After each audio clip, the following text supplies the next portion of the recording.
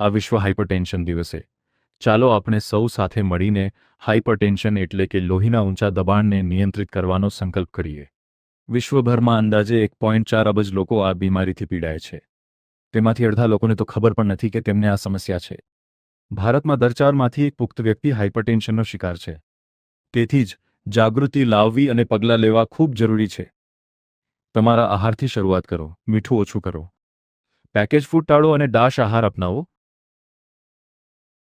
દેશ આહાર જેવા હૃદય સ્વસ્થ ખોરાક પસંદ કરો, જેમાં ફળો, શાકભાજી અને આખા અનાજનો વધુ સમાવેશ થાય છે. સ્વસ્થ જીવનશૈલી મહત્વપૂર્ણ ભૂમિકા ભજવે છે. તમાકુ છોડો અને ધૂમ્રપાન ટાળો, દારૂનું સેવન મર્યાદિત કરો, તણાવનું સંચાલન કરો અને સ્વસ્થ વજન અને ઊંઘ જાળવો. અઠવાડિયામાં ઓછામાં ઓછી 150 મિનિટ કસરત કરવાનું લક્ષ્ય રાખો. અઠવાડિયામાં ઓછામાં ઓછા 2 દિવસ શક્તિ તાલીમનો સમાવેશ કરો. હાઇપરટેન્શન એક લાંબા ગાળાની સ્થિતિ છે. તબીબી સલાહ વિના દવા બંધ કરવાથી ફરીથી લોહીનું દબાણ વધી શકે છે. નિયમિત તપાસ અને સાચી સારવાર જ તમને સુરક્ષિત રાખશે. યોગ્ય તકનીકનો ઉપયોગ કરીને ઘરે તમારા લોહીના દબાણનું નિરીક્ષણ કરો. દિવસમાં 2 વાર લોહીનું દબાણ માપો અને તેનું નિયમિત નિરીક્ષણ કરો.